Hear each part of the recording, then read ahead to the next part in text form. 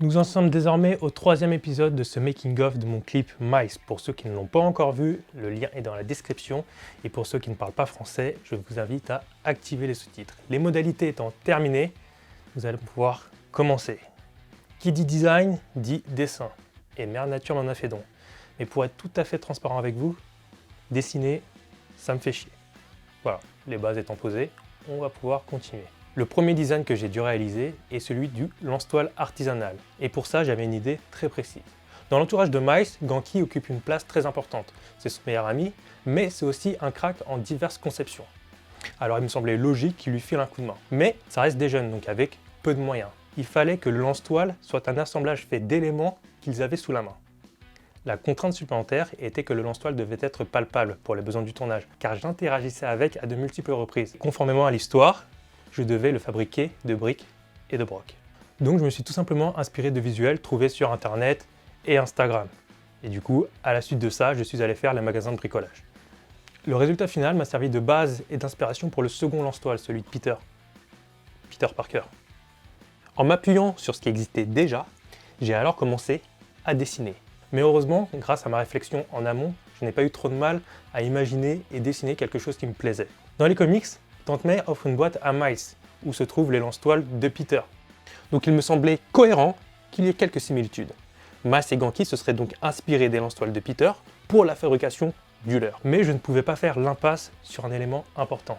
Alerte spoiler, dans cette trame narrative, Peter est décédé dans une explosion. Alors j'ai pris quelques libertés dans le scénario, et ça me semblait être un élément très important. De ce fait, le lance-toile de Peter Parker est endommagé. Et d'ailleurs, je ne sais pas si vous l'avez remarqué, mais il n'y en a qu'un dans la boîte. Je vous laisse tout le loisir d'imaginer ce qui est arrivé à l'autre. Il a été réquisitionné par le gouvernement, Tante May l'a gardé comme souvenir, ils l'ont perdu, comme vous voulez. Je profite de cet entracte pour vous dire que j'ai ouvert une cagnotte participative afin de m'aider à réaliser une seconde vidéo comme celle-ci. Le lien est dans la description, je vous invite à y jeter un œil. Que serait Spider-Man sans son masque? Pour être tout à fait honnête, avant qu'un ami me force la main pour que je l'intègre au clip, il n'était pas prévu dans l'histoire. Mais c'est seulement en regardant l'avancée du projet qu'il m'a conseillé de l'ajouter pour que vous, spectateurs, ayez envie de regarder la suite. Et heureusement, j'avais déjà réfléchi à la direction artistique que je voulais prendre. Je kiffe le style de Spider-Man noir. Sombre, sobre et artisanal, comme le web shooter finalement. Alors du coup, j'ai commencé à dessiner pour mélanger le style du Spider-Man noir et le style du costume original de Miles Morales. Voilà. On passe au costume?